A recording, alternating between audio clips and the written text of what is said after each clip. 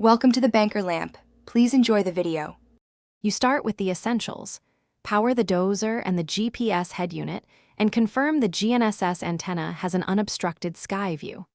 Once powered, check firmware and satellite lock. This reduces unexpected shifts. Next, load your project file and set datum, units, and blade offsets so the system uses the right coordinates. Make sure the rover cable is snug and the control box recognizes the antenna. These first checks prevent common positioning errors before you move into guidance. Once done with setup, establish your correction source. Connect to base RTK or N-trip and confirm a fixed solution rather than float. Fixed gives centimeter accuracy. Then run automatic leveling and calibrate blade pitch, roll, and the GPS to blade offset because precise offsets translate to accurate cut or fill. After calibration, make a short controlled pass along a known line to validate guidance.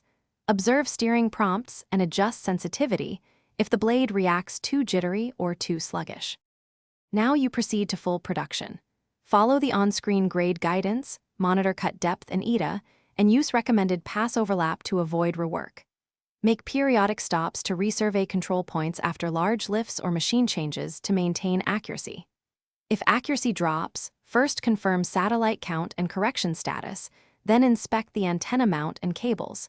If needed, re-establish the RTK link and recalibrate blade offsets. This troubleshooting sequence quickly restores reliable guidance so you finish to spec.